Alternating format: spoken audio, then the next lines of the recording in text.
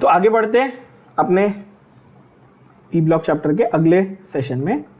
हमने बात कर ली थी सल्फर और हाइड्रोजन के सारे ऑक्सो एसिड। मैंने बहुत डिटेल में आपको उनके स्ट्रक्चर और उनके सारे डिटेल्स बताए थे और ट्रिक्स भी बताई थी कि याद कैसे करना है, ठीक है। खास करके मोनोसल्फ्यूरिक और डाइसल्फ्यूरिक वालों को एक ऑर्डर में लगा के, और जो मिस्टेक्स थी वो टेक्स्ट बुक की चेंज की थी अपन ने, याद होगा सबको। अब हम लोग जाते हैं हमारे नेक्स्ट पार्ट पे बच्चों, that is the compounds of oxygen. तो सल्फर एंड इट्स कंपाउंड हमने बेसिकली देख लिए, मेनली सल्फर के ऑक्सो एसिड्स देख लिए। अब हम लोग बात करते हैं ऑक्सीजन एंड इट्स कंपाउंड्स। तो ऑक्सीजन, पहली बात तो हम लोग डाई ऑक्सीजन क्यों कंसीडर करते हैं? Because it exist in the form of O2, molecular form में, है ना, O2 फॉर्म में। ये डाई एटॉमिक मॉलिक्यूल है। कैसा है ये? डाई एटॉमिक मॉलिक्यूल है। हेंस हम लोग ऑक्सीजन वर्ड ना यूज करके हम लोग डाई ऑक्सीजन ये वर्ड यूज करते हैं। तो इसके मेथड्स ऑफ प्रिपरेशन ना, ऑर्गेनिक केमिस्ट्री से आप ऑलरेडी फेमिलियर हो, ठीक है। ऑर्गेनिक में हमने बहुत बार किया, सेम फंडे हम लोग यहाँ लगाएंगे। हमको O2 को स्टडी करना है तो उसका मेथड ऑफ प्रिपरेशन, उसकी फिजिकल प्रॉपर्टी, उसकी केमिकल प्रॉपर्टी, उसके यूजेस, ठीक है, वैसे ही करेंगे। चलो, पहला फंडा है हमारा लेबोरेटरी मेथड। तो लेबोरेटरी मेथड से आप ऑक्सीजन कैसे बनाते हो? तो सबसे सिंपल और सबसे मेन है by heating oxygen containing salts such as chlorates. तो ये क्या है? KClO3। क्या है ये? Potassium chlorate. इसका सॉल्ट का नाम क्या बच्चों? Potassium chlorate. अब जिन बच्चों को ऐसा लगता है कि आपको ये रट्टा मारने की जरूरत है पोटेशियम क्लोरेट, क्योंकि आप हमेशा, मैंने मेजॉरिटी बच्चे मैंने देखा है एग्जाम के बाद आके बोलते हैं सर इतने सारे रिएक्शन थे ना पी ब्लॉक में कि मैं कंफ्यूज हो गया सर, मैं ब्लैंक हो गया। ब्लैंक होने की जरूरत नहीं है मेरे भाई, पोटेशियम क्लोरेट रट्टा मारने की जरूरत भी नहीं है। आपको क्लोरिक एसिड डिटेल में सिखाया था, याद करो जरा, क्लोरिक एसिड सिखाया था ना पिछले सेशन में, याद है? ये क्या था? HClO3 था क्लोरिक एसिड। तो थोड़ा दिमाग लगा लो, क्लोरिक एसिड का सॉल्ट क्या होगा? क्लोरेट होगा। HClO3, H हटाओ, K लगाओ, तो KClO3 क्या बन गया? Potassium chlorate. क्या रटने की जरूरत पड़ने वाली है? बोलो यस और नो। बिल्कुल नहीं, है कि नहीं? है ना बच्चों? तो रटने की कोई जरूरत नहीं है, potassium chlorate easy. Potassium chlorate को आप हीट करो हाई टेम्परेचर पे तो क्या कर देगा वो? KCl+O2 यानी कि ऑक्सीजन रिलीज करेगा। So this is an oxygen releasing salt. पहली बात आप बोलेंगे ठीक है। दूसरा कि कोई भी मेटल का ऑक्साइड ले लो, उसको आप क्या करो? हीट करो। मेटल का ऑक्साइड ले लो और उसको क्या करो? हाई टेम्परेचर पे आप हीट करो। तो क्या होगा? मेटल अलग हो जाएगा और ऑक्सीजन अलग हो जाएगा। तो this can also be use to release oxygen. Laboratory में आप मेटल ऑक्साइड लेके जब उसको हीट करते हो तो क्या होता है? ऑक्सीजन रिलीज हो जाता है। क्या ये बात दिमाग में गई? यस। अब यहां पर एक चीज नोटवर्दी है, ध्यान से देखना। क्या एक चीज नोटवर्दी है? जब आपने सिल्वर का ऑक्साइड लिया, ध्यान से देखना बच्चों, जब आपने सिल्वर का ऑक्साइड लिया और उसको आपने हीट करा, ठीक है, सिल्वर का ऑक्साइड लेके आपने हीट किया उसको, तो आपको क्या मिला था? Ag+O2, मतलब प्योर मेटल और ऑक्सीजन मिला था। लेकिन वहीं पर आपने जब लेड का ऑक्साइड लिया, ध्यान से देखना, PbO2, लेड का ऑक्साइड लिया तो वो लेड ऑक्साइड प्लस O2 दे रहा है। डिफरेंस क्या समझ में आया? तो लेस रिएक्टिव मेटल था ना। सिल्वर कैसा? इनर्ट मेटल है। सिल्वर को अपन क्या बोलते हैं बच्चों? नोबल मेटल बोलते हैं। यस और नो? सिल्वर को क्या बोलते हैं? नोबल मेटल बोलते हैं। तो जब नोबल मेटल है ना तो वो प्योर मेटल प्लस ऑक्सीजन देगा, ये याद रख लेना। और अगर थोड़ा रिएक्टिव वाला मेटल है तो वो मेटल ऑक्साइड प्लस ऑक्सीजन देगा। क्लियर है बात? ये छोटा सा माइनर सा डिफरेंस है। तो आप अगर मुझे ये बताओ कि आप समझो कॉपर का ऑक्साइड है ना, CO, इसको हीट कर रहे हो तो ये Cu2O प्लस ऑक्सीजन ये दे सकता है। क्यों? क्योंकि कॉपर भी लेस रिएक्टिव मेटल्स में काउंट किया जाता है ना, कंपेयर टू हाइड्रोजन। एक्चुअली ये थोड़ा सा लेस रिएक्टिव होता है। ठीक है। मर्क्यूरी ऑल्सो, अभी मर्क्यूरी जो है उसमें देख लो आप, ऊपर दिया हुआ ना आपको मर्क्यूरी में, पिछले पेज पे देखो कैसा था। मर्क्यूरी भी लेस रिएक्टिव है ना, सॉरी हाँ, कॉपर भी इधर ही आएगा, Cu2O।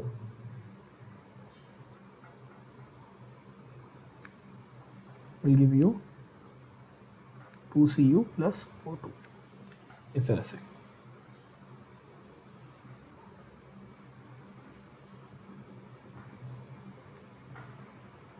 Cu plus O2 क्या, बिकॉज कॉपर भी मर्क्यूरी और सिल्वर के ही कैटेगरी में आता है, लेस रिएक्टिव देन हाइड्रोजन की कैटेगरी में आ जाता है वो। क्लियर है? एमसीक्यू पॉइंट ऑफ व्यू से काम आ जाएगा ये डिफरेंस कि कहां पर ऑक्साइड प्लस ऑक्सीजन और कहां पर मेटल प्लस ऑक्सीजन आने वाला है। ठीक है।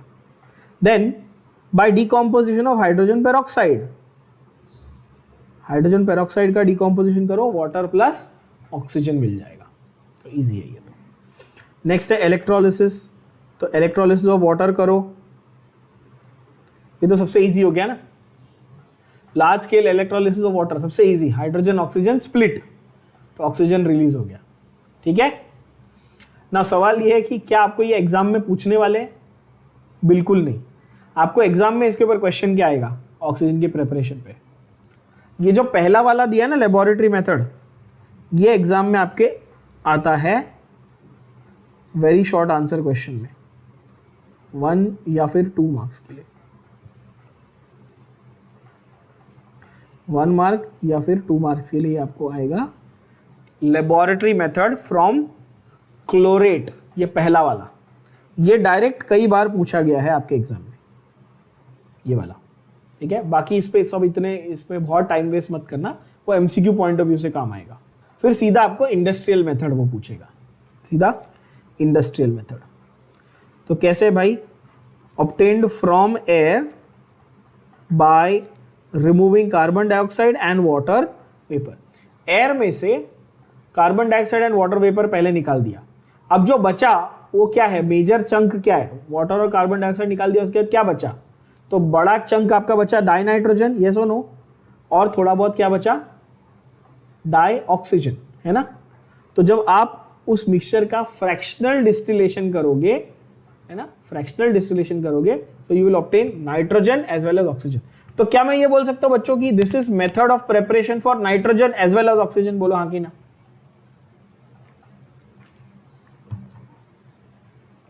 यस तो ये वाला मेथड ऑफ प्रिपरेशन आपके नाइट्रोजन और ऑक्सीजन दोनों के लिए काम आएगा, ऑफ कोर्स। तो इंडस्ट्रियल मेथड है फ्रैक्शनल डिस्टिलेशन ऑफ एयर। क्या है? Fractional distillation of air. Normal air जो अपनी होती है उसका क्या करना है, फ्रैक्शनल डिस्टिलेशन करना है।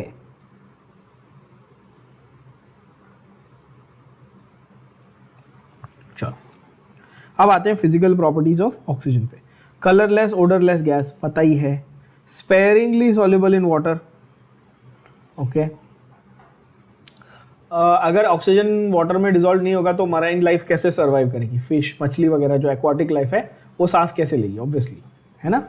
Liquefies at 90, freezes at 55। ठीक है, लिक्विफिकेशन पॉइंट जो है वो उसका 90 केल्विन है, फ्रीजिंग पॉइंट जो है वो है 55 kelvin. It has 3 stable isotopes, very very important line. 3 stable isotope है, कौन से कौन से, O16, O17 and O18। O18 कैसा होता है, रेडियो एक्टिव आइसोटोप होता है, राइट। O18 कैसा होता है बच्चों, रेडियो एक्टिव आइसोटोप होता है। और ये वाली लाइन तो शायद मैं 10,000 बार आपको बता चुका हूं। मॉलिक्यूलर ऑक्सीजन यानी कि O2 ये पैरामैग्नेटिज्म बिहेवियर दिखाता है, पैरामैग्नेटिक बिहेवियर दिखाता है। कौन सी थियरी ने ये प्रूव किया था, ये पिछले बहुत बार बता चुका हूं।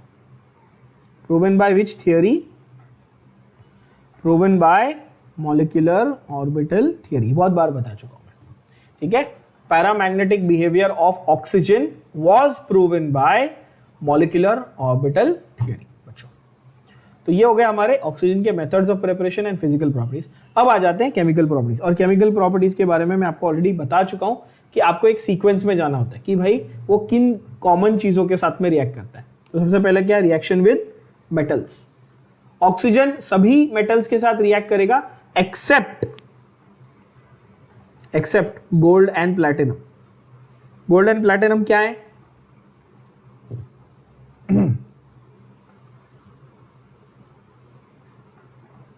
ऑर्नामेंटल मेटल्स है बच्चों। ये महंगे क्यों है, क्योंकि इसके आप क्या बनाते हो, ब्रेसलेट, चेन, कान का, है ना, सब ऑर्नामेंट्स बनाते हो, है ना। क्यों बनाते हो, क्योंकि ये जल्दी ऑक्साइड नहीं बनाते। ये आप डेली वेयर में से पहनोगे तो एटमॉस्फेयर में से ऑक्सीजन के साथ रिएक्ट नहीं करेंगे, जल्दी काले नहीं होंगे, जल्दी खराब नहीं होंगे, इसलिए इनको ऑर्नामेंटल तरीके से यूज किया जाता है। सही बात है। तो ऐसे आप याद रखोगे, गोल्ड और प्लैटिनम छोड़ के बाकी सारे मेटल ऑक्सीजन के साथ रिएक्ट करके क्या करेंगे, उनके करस्पॉन्डिंग ऑक्साइड्स बनाएंगे। क्या ये बात सबको समझ में आ गई। तो कैल्शियम का कैल्शियम ऑक्साइड बनेगा, एल्यूमिनियम का एल्यूमिनियम ऑक्साइड बनेगा। कैल्शियम ऑक्साइड का दूसरा नाम क्या है, कैल्शियम ऑक्साइड का दूसरा नाम क्या है बच्चों, ये आपको मैं पढ़ा चुका हूं पहले। कैल्शियम ऑक्साइड का दूसरा नाम क्या है, it is quicklime. Calcium oxide का दूसरा नाम है क्विकलाइम। और Al2O3 का दूसरा नाम क्या है, Al2O3 का दूसरा नाम है एल्यूमिना।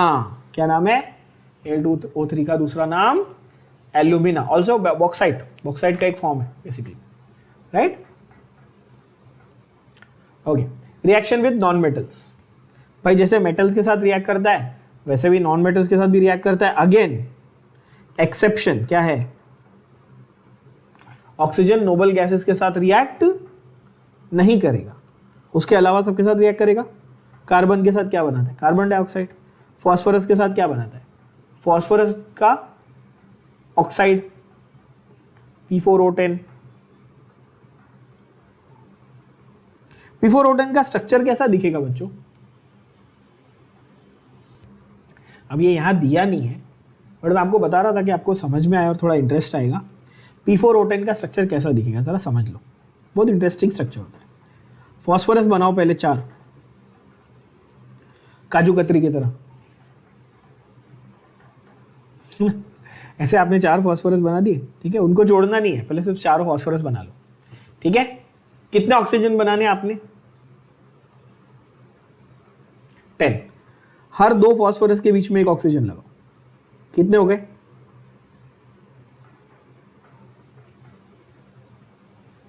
हर 2 फॉस्फोरस के बीच में एक ऑक्सीजन लगाए, कितने हुए, 4। लेकिन ये 2 भी तो फॉस्फोरस है ना, इनके बीच में भी तो ऑक्सीजन लगाओ। समझे कि नहीं समझे, ऐसा। और कितने हो गए ऑक्सीजन अभी,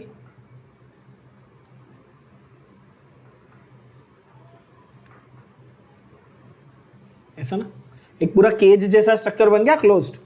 अब कितने हो गए ऑक्सीजन, 6 हो गए, 7, 8, 9, 10।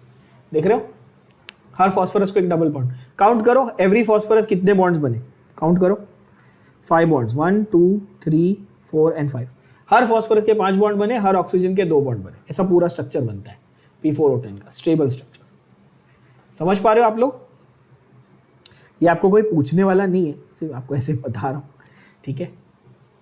हाँ चलो, खैर उसमें वो देख के ओवरवेल्म मत हो जाओ कि क्या बना दिया, ऐसा कुछ नहीं है, कोई बहुत सिंपल चीज़ है, बहुत कोई बड़ी चीज़ नहीं है।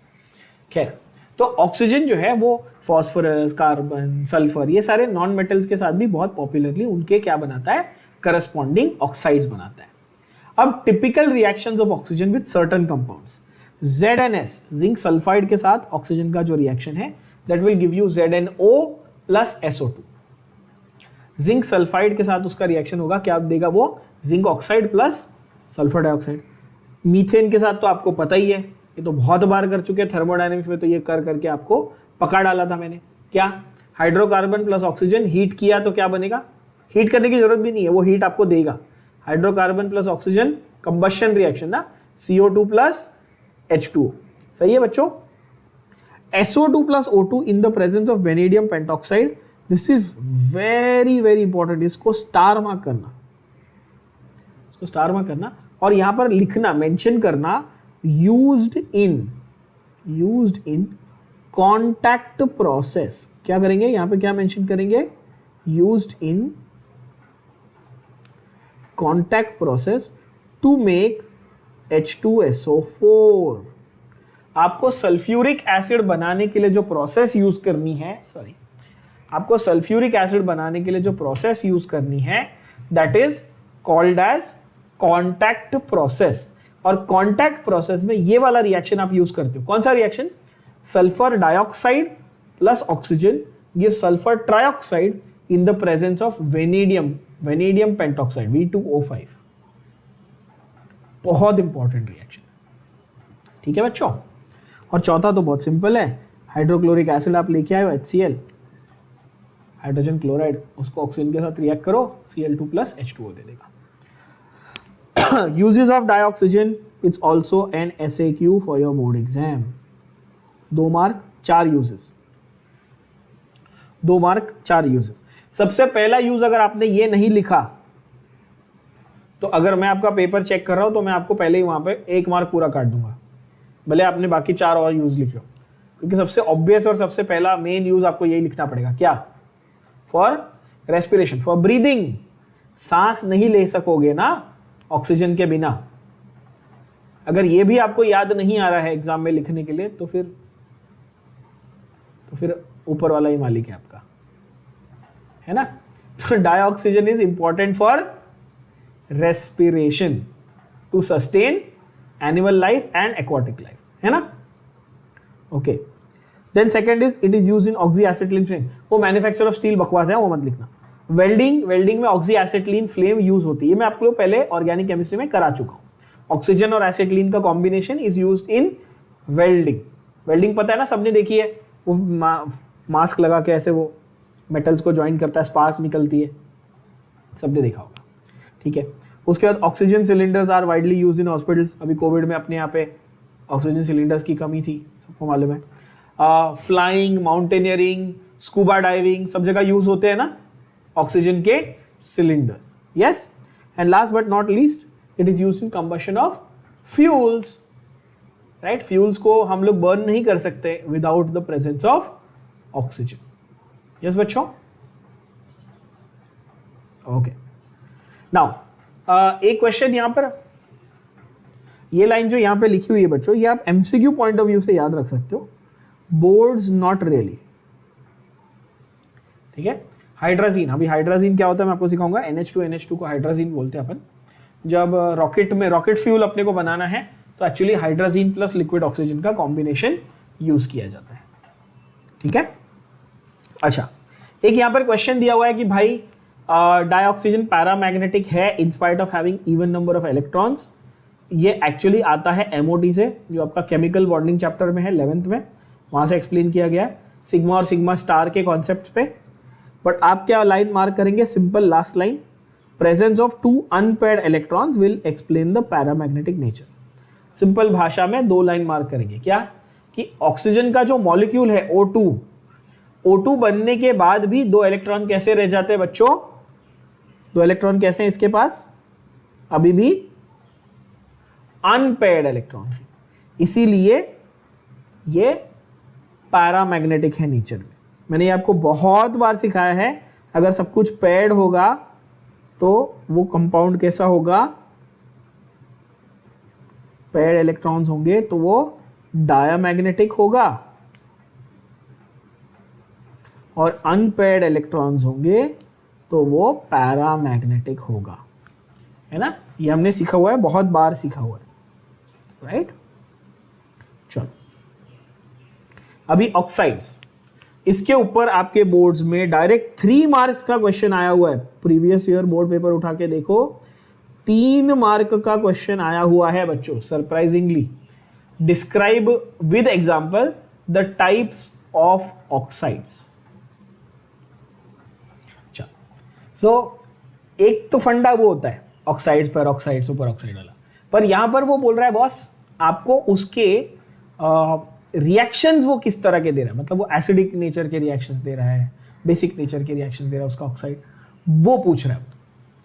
तो एक इसमें आपको फंडा क्या याद रखना है, रटा नहीं मारना है, फंडा याद रखना है कि ज्यादा करके मेटल के जो भी ऑक्साइड्स है वो कैसे रहेंगे बच्चों, मेटल के ऑक्साइड्स, ये पढ़ा चुका हूं पहले, मेटल के ऑक्साइड्स हमेशा बेसिक मिलेंगे आपको, और नॉन मेटल के ऑक्साइड कैसे मिलेंगे, हमेशा एसिडिक मिलेंगे, ठीक है ना।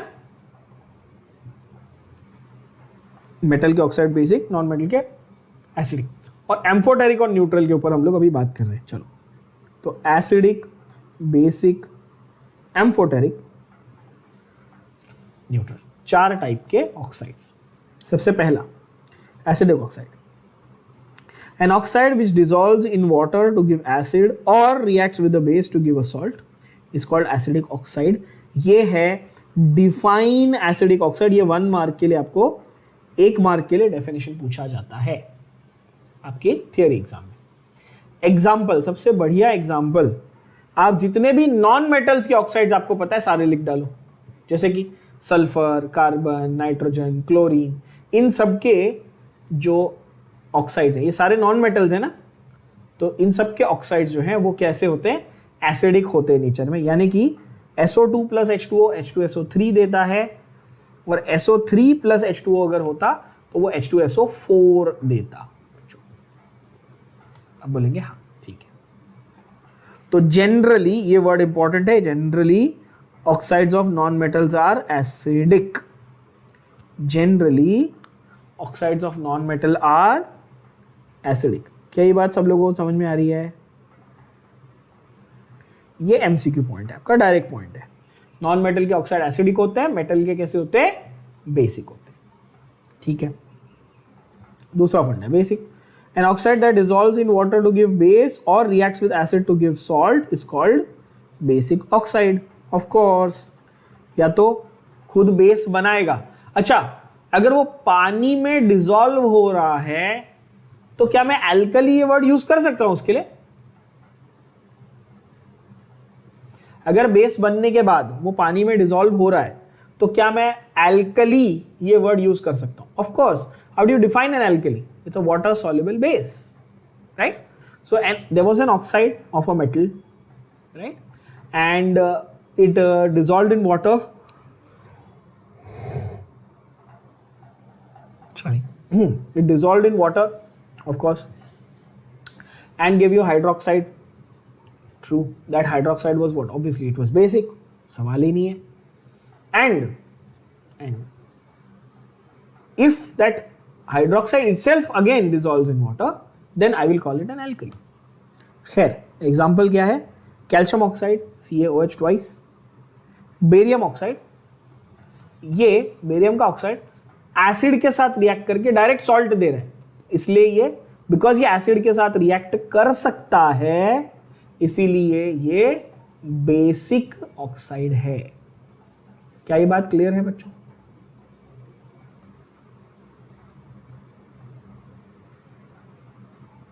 By the way, calcium hydroxide को क्या बोलते हैं अपन?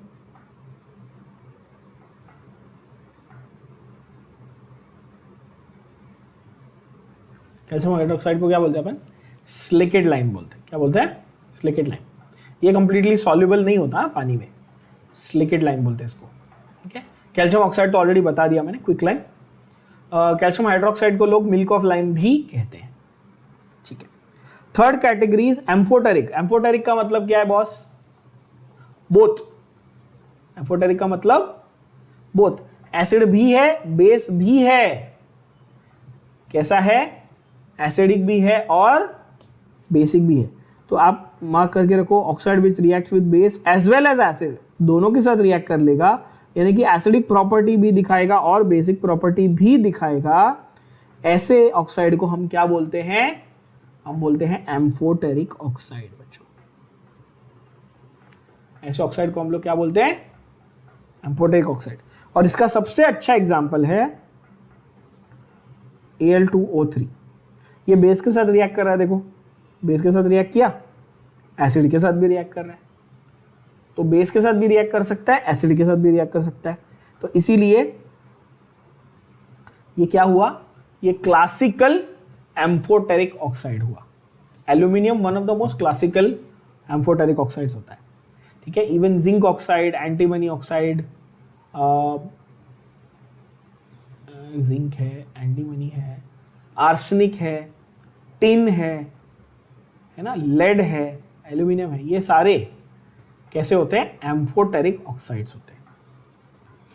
Okay, last is neutral oxides. तो एम्फोटेरिक में क्या था भाई? एसिड बेस दोनों थे। न्यूट्रल कब बोलेंगे? ना ही एसिड है ना ही बेस है, एसिड भी नहीं है बेस भी नहीं है। और यहां पर एक बहुत ही सरप्राइजिंग एंट्री है जो बहुत लोगों को कंफ्यूज कर देती है। सरप्राइजिंग एंट्री है कार्बन मोनोऑक्साइड और नाइट्रोजन मोनोऑक्साइड की, ठीक है, CO, NO एंड N2O। ये 3 एग्जाम्पल बहुत ही टिपिकल एग्जाम्पल है, आपको याद रख लेने। क्यों? क्योंकि अपने दिमाग में ये चल रहा होता है कि अच्छा कार्बन मोनोऑक्साइड तो एसिडिक होता होगा ना, क्योंकि भाई नॉन मेटल का ऑक्साइड है, या NO एसिडिक ही होता होगा, क्योंकि इनके जो भाई हैं कार्बन डाइऑक्साइड, नाइट्रोजन के डाइऑक्साइड वगैरह, ये सब क्या है? एसिडिक ही है, बराबर ना। पर ये यूनिक है, इसलिए इसको एग्जाम्पल को बहुत ही ध्यान से याद रख लेना, स्टार मार्क करके रखना। CO, NO and N2O are examples of what? They are examples of neutral oxides बच्चों। I hope I am being very very clear. Yes, चलो देन यू हैव ओजोन। अच्छा, ओजोन के ऊपर आपके एग्जाम में किस टाइप के क्वेश्चन आते हैं? ओजोन के ऊपर बहुत सारे बच्चे बहुत टाइम पास करते हैं, मतलब टाइम पास नहीं, एक्चुअली आप टाइम वेस्ट करते हो in trying to write all the equations and formation and everything. In reality they will generally end up asking you about ozone का वो लेयर डिप्लीशन का इफेक्ट्स, एक तो वो, ठीक है, दूसरा वही मतलब इंपॉर्टेंस ऑफ ओजोन, ये ओजोन डिप्लीशन वाला। दूसरा आपको Ni2 केमिकल प्रॉपर्टीज, वो आपको ज्यादा से ज्यादा Ni2 केमिकल प्रॉपर्टीज पूछ लेगा, ठीक है। तो ओजोन के ऊपर इतना ज्यादा थीसिस करने मत बैठना, ऊपर ऊपर से एक बार अच्छे से देख लेना, उसका डिप्लीशन और 2 केमिकल प्रॉपर्टी इसके ऊपर फोकस कर लेना, ठीक है। तो अपन भी थोड़ा फास्ट ओजोन को कंप्लीट कर लेंगे, ठीक है। ओजोन क्या है boss? It is N allotrope of oxygen. आप बोलेंगे हाँ ठीक है। अब्सॉर्ब्स अल्ट्रावायलेट लाइट, ठीक है, एंड चेंजेस टू ऑक्सीजन। तो सॉरी, चेंजेस टू ऑक्सीजन क्या लिखा है? अच्छा, changes to ozone. So oxygen in the upper atmosphere absorbs energy in the form of ultraviolet light and changes to atomic oxygen which combines with molecular oxygen to form O3। आपके upper atmosphere में क्या होता है? Oxygen का जो molecule है वो UV light की वजह से ब्रेक हो जाता है, फिर जो नया मॉलिक्यूल है उसके ऊपर वो अटैक करता है और क्या बनाता है? ओजोन। तो ये आपका हो गया फॉर्मेशन ऑफ ओजोन, ठीक है। ये क्या हुआ? ये आपका formation of ozone in the atmosphere. यहां पे लिख के रखो, टेक्स्ट बुक में ही लिख रहा हूं, formation of ozone in the atmosphere बच्चों, ठीक है। अब क्या देखो, the layer of ozone protects the earth surface from harmful radiation, hence it is called the ozone umbrella, ठीक है। स्टूपिड पॉइंट है, कुछ बहुत ये नहीं है, सबको मालूम है, हर बच्चे को पता ही है, ठीक है। प्रेपरेशन ऑफ ओजोन लेबोरेटरी में कैसा? लेबोरेटरी में, अब ये बहुत इंपॉर्टेंट लाइन है क्योंकि ये एमसीक्यू में आ चुकी है। ये आपके सीईटी के एमएसटी सीईटी का पुराना पेपर उठा के देखोगे तो उसमें ये लाइन आ चुकी है। Ozone is prepared in the laboratory by passing silent electrical discharge through pure and dry oxygen in a specialised apparatus called as ozonizer, apparatus, ठीक है। ओजोन बनाने के लिए स्पेशलाइज्ड apparatus होता है जिसको आप क्या बोलते हो? ओजोनाइजर। उसमें आप क्या करते हो? प्योर और ड्राई ऑक्सीजन डाल के उसके थ्रू इलेक्ट्रिकल डिस्चार्ज यानी कि इलेक्ट्रिकल करंट पास करते हो and ozone is produced. But is completely pure ozone produced? No, pure ozone नहीं बनता भाई। Conversion of oxygen to ozone is only कितना? 10%। मतलब आपने 100% ऑक्सीजन लिया था, प्योर फॉर्म में लिया था 100% ऑक्सीजन, राइट? उसमें से कितना ओजोन बनेगा? ओनली 10% बनेगा। तो प्रोडक्ट ओजोन है? नहीं, प्रोडक्ट एक्चुअली ओजोनाइज्ड ऑक्सीजन है। 90% अभी भी ऑक्सीजन है, बोलो हाँ कि ना। जिसमें थोड़ा सा ओजोन है, 10%। 90% ऑक्सीजन है, 10% ओजोन है, इसलिए प्रोडक्ट को ओजोन बोलते हैं? नहीं बॉस, क्या बोलते हैं? ओजोनाइज्ड ऑक्सीजन बोलते हैं। बोलो हाँ कि ना। प्रोडक्ट को क्या बोलते हैं? Ozonised oxygen. So it is an endothermic process of course, ठीक है, oxygen becoming ozone, only 10%, that please keep that in mind. Physical properties of ozone formality के लिए याद कर लो, पर पहला पॉइंट एमसीक्यू के लिए मार्क करो, ठीक है। Pure ozone is a pale blue gas. जब आप उसको लिक्विफाई करोगे तो कैसा कलर हो जाएगा? Dark blue. जब आप उसको सॉलिडिफाई करोगे तो कलर कैसा हो जाएगा? वायलेट ब्लैक कलर हो जाएगा। अगेन ये आपको, ये क्वेश्चन डायरेक्ट आपके एमएचटी सीईटी में आता है कि भाई गैस फॉर्म में ओजोन का कलर क्या है, लिक्विड फॉर्म में ओजोन का कलर क्या है, एंड सॉलिड फॉर्म में ओजोन का कलर क्या है। ठीक है बच्चों, डायरेक्ट क्वेश्चन एमसीक्यू में आता है। ये बोर्ड्स में नहीं पूछेंगे आपको जनरली ऐसा, पर हाँ एमसीक्यू में यानी कि आपके एमएचटी सीईटी में डेफिनेटली ये क्वेश्चन पूछा जा सकता है। When inhaled in concentration above 100 ppm it causes nausea and headache. अगर 100 part per million, what does PPM stand for बच्चों? पीपीएम का मतलब क्या होता है? It is parts per million, ठीक है, पार्ट्स पर बिलियन। ओके, तो 100 पार्ट्स पर बिलियन से ज्यादा ओजोन अगर आपने गलती से इनहेल कर लिया, so is it good for your health? Of course not. It causes severe nausea. Nausea समझते हो? नोजिया का मतलब क्या होता है? जो आप प्यूक करते हो, वॉमिट करते हो, उसके जस्ट पहले वो that uneasiness that you get where you feel like you're going to puke but you don't, सबके साथ हुआ होगा कभी ना कभी। that feeling that you're going to puke, that is called nausea, ठीक है, nauseated feeling। और headache तो obviously सबको पता है, headache वो है जो आप लोग मुझे देते हो जब आप पढ़ाई नहीं करते हो, है ना। and obviously it is diamagnetic in nature। इसमें सारे इलेक्ट्रॉन्स पेयर्ड है, हाँ, तो ये डायमैग्नेटिक है। एक्सेप्शन कौन था? O2 था, ऑक्सीजन। वो कैसा था? पैरामैग्नेटिक था। शायद ये 10,000 बार बता चुका हूं, फिर भी अगली बार भूल जाओगे, है ना गधे बच्चों। चलो केमिकल प्रॉपर्टीज पे आ जाते हैं। केमिकल प्रॉपर्टी क्या बोलती है बॉस? ये जैसा मैंने कहा, ये आपके एग्जाम पॉइंट ऑफ व्यू से काफी इंपॉर्टेंट लाइन है। तो केमिकल प्रॉपर्टीज आपके एग्जाम में ऐसे क्यों आएगा 2 मार्क के लिए, ठीक है। तो वो आपको ऐसे पूछ सकता है भाई, how is ozone formed in the atmosphere and describe any 2 chemical property, या फिर describe any 2 chemical properties and right about its importance. इस तरह से भी पूछ सकता है वो, ठीक है। Ozone is a powerful oxidising agent. ठीक है भाई, ozone oxidises lead sulphide to lead sulphate and iodide to iodine. Iodide to iodine, very important, both the reactions have been asked many a times in your boards as well as your MCQs। दोनों में पूछा हुआ है, boards में भी और entrance में भी बहुत बार ये दोनों रिएक्शंस पूछे हुए हैं। लेड सल्फाइड को ओजोन के साथ रिएक्ट करो तो लेड सल्फेट बन जाता है। Ki यानी कि पोटेशियम आयोडाइड को आप ओजोन के साथ रिएक्ट करो तो आयोडीन बन जाता है, ठीक है। नाइट्रोजन ऑक्साइड को नाइट्रोजन डाइऑक्साइड में कन्वर्ट कर देता है। कॉमन सेंस है ना यार, ऑक्सीडाइजिंग एजेंट है तो क्या करेगा? सामने वाले में ऑक्सीजन की क्वांटिटी बढ़ा देगा, है कि नहीं बच्चों।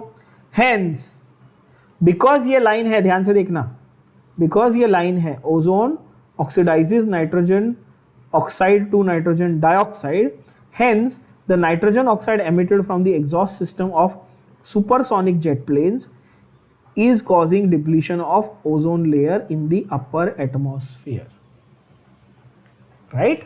again ये आपके entrance as well as boards point of view से ये गिव रीजन टाइप का क्वेश्चन बनता है। कैसा बनता है? ये गिव रीजन टाइप का क्वेश्चन बनता है आपके बोर्ड्स, यानी कि थियोरेटिकल पॉइंट ऑफ व्यू से and MCQ point of view से। ये जो रिएक्शन है कि भाई कौन सा वाला ऐसा कंपोनेंट है जेट इंजन में से, जेट इंजन में से एमिटेड कौन सी ऐसी गैस है जिसकी वजह से ओजोन लेयर का डिप्लीशन हो रहा है। तो आंसर इज नाइट्रोजन ऑक्साइड यानी कि NO, NO, नाइट्रोजन ऑक्साइड कहां से निकलता है? सुपरसोनिक जेट इंजन का एक बाय प्रोडक्ट है, ठीक है। उसमें जब फ्यूल की बर्निंग होती है तो उसमें से क्या निकलता है बच्चों?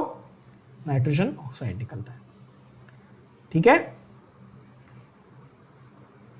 ओके, नेक्स्ट है आपका bleaching property. Nascent oxygen release कर रहा है ना बॉस, जो नेसेंट ऑक्सीजन रिलीज करता है वो क्या है? वो अच्छा ब्लीचिंग एजेंट होता है। बहुत अच्छा एग्जांपल हमारे पास ब्लीचिंग पाउडर था 11th में, calcium oxychloride CaOCl2, calcium oxychloride आपने एस ब्लॉक में पढ़ा हुआ है, वो भी ब्लीचिंग पाउडर। क्या था वो? जो ब्लीचिंग पाउडर आप डालते हो ना अपने घर में बाथरूम में क्लीन करने के लिए डालते हैं अपन, वो ब्लीचिंग पाउडर तो कैल्शियम ऑक्सीक्लोराइड होता है। सेम वो भी नेसेंट ऑक्सीजन रिलीज करता है। यहाँ पर ये भी भाई नेसेंट ऑक्सीजन रिलीज कर रहा है, तो ये क्या करेगा?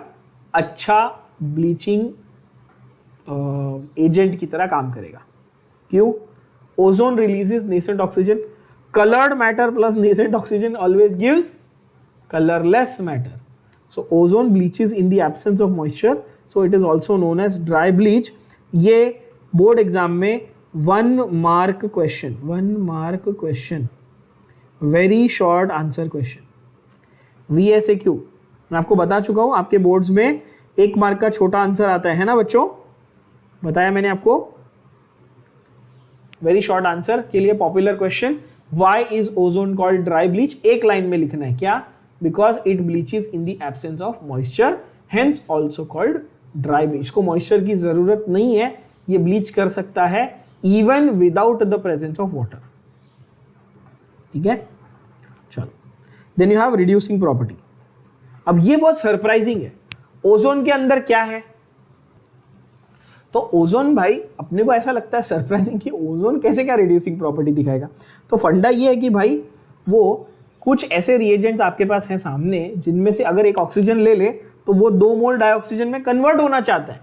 O3 + O, 4 O हो गए तो वो 2 मोल ऑक्सीजन में कन्वर्ट हो जाएगा, जो ज़्यादा स्टेबल है, ज़्यादा अच्छा है ना।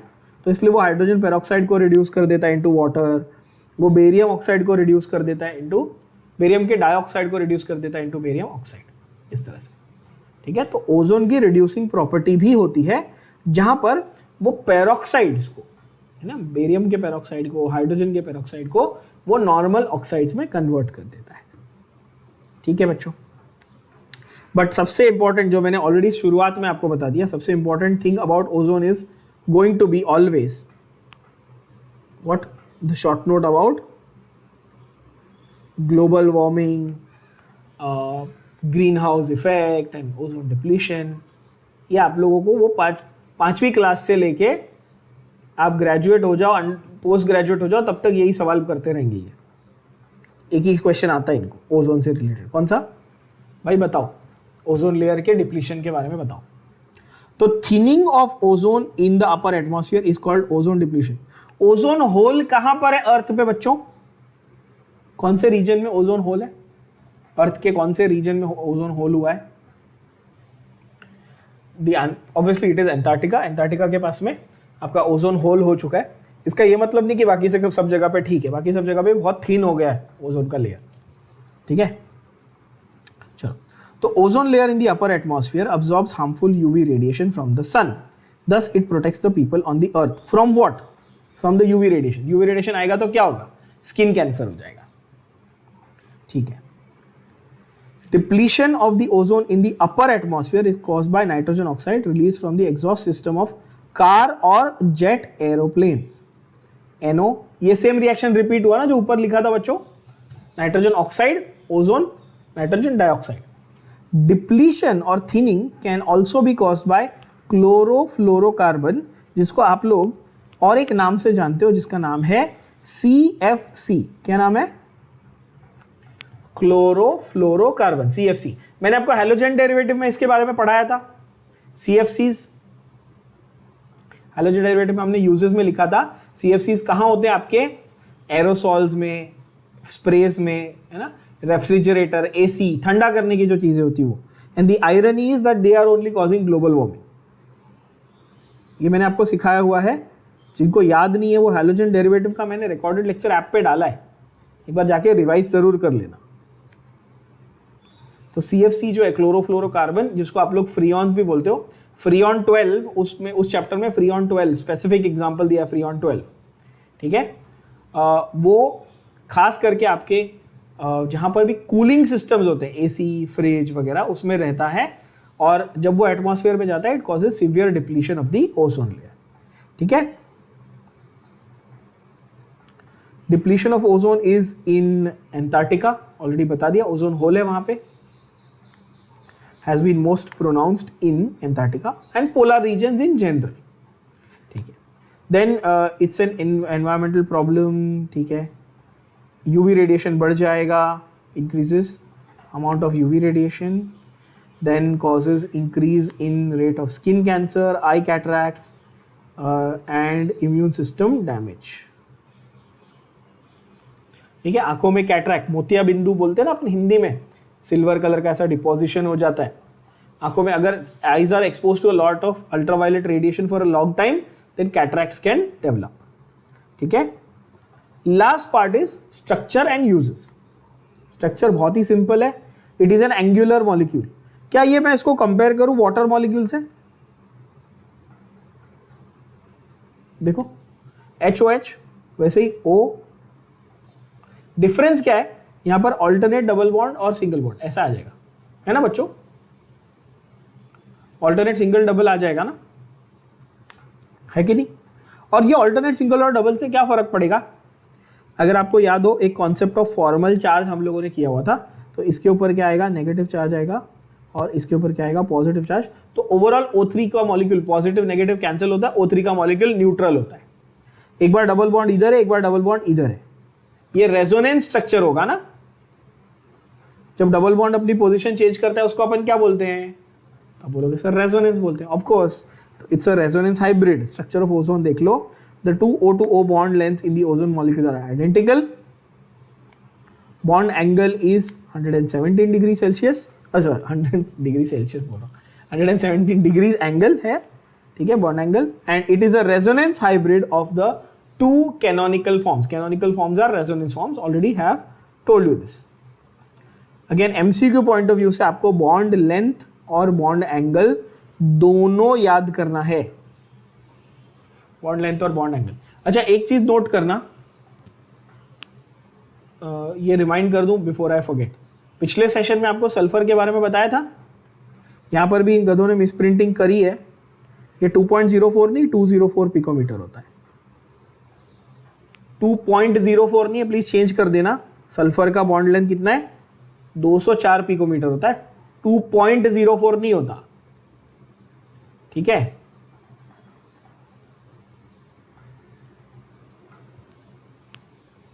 तो ये हुआ हमारा 128 picometre. Your bond length is never in the range of like 1 picometre and 2.04 picometre नहीं हो सकता, वो 204 है, ठीक है, सल्फर का, वो चेंज कर लेंगे, ठीक है।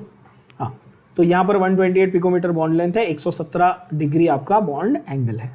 Uses of ozone, again a very very important SAQ for your boards point of view for 2 marks. 4 uses you have to mention. तो सबसे पहला क्या है भाई? Uses air purification at crowded places like tunnels, railways, like cinema halls, railways etcetera, ठीक है। ये air purification का वन ऑफ द मेथड्स है, पॉपुलरली यूज किया जाता है, but has to be use carefully. Why? Because as I mentioned, if you use a lot of ozone in a public place and people are exposed to higher than 10 ppm concentration, what will happen?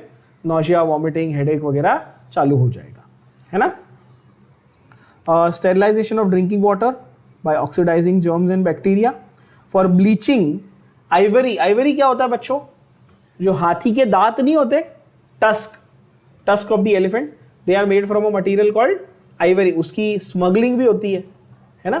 तो nature में बहुत जगह पे आपको Ivory मिलता है, specially animal kingdom में, ठीक है। तो आइवरी वगैरह को और वाइट करने के लिए वो यूज करते हैं क्या? ओजोन, ठीक है। फॉर ब्लीचिंग ऑफ आइवरी वो तो ठीक है। Fabrics such as silk, ivory and silk, इतना 2 याद कर लो तो भी बहुत है। And last but not least, synthetic camphor. What is camphor? अपन हिंदी में क्या बोलते हैं? कपूर। देखा है सबने? कहाँ यूज करते हैं अपन कैम्फर ज्यादा करके? इंडिया में तो कैम्फर का बहुत टिपिकल यूज है ना, जो शायद दुनिया में और कहीं नहीं होता होगा। कहाँ पे?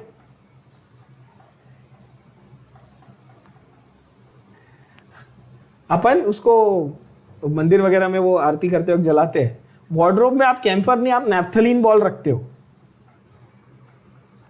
फिनाइल की गोली जो बोलते हैं हिंदी में अपने इधर, बड़े बड़े जो ऐसे व्हाइट कलर के बॉल्स होते हैं, naphthalene balls. Camphor people don't keep usually in the wardrobe, it has a very strong smell. Potassium permanganate को बनाने के लिए भी ओजोन यूज होता है। ठीक है, तो ये हो गए हमारे ऑक्सीजन के सारे कंपाउंड्स। ठीक है, और ऑक्सीजन के एक्चुअली सारे कंपाउंड्स क्या, ऑक्सीजन एक था और दूसरा ओजोन था। तो ग्रुप 16 में ऑक्सीजन का पूरा सेट जो था, oxygen and its compounds, that we have completed, right.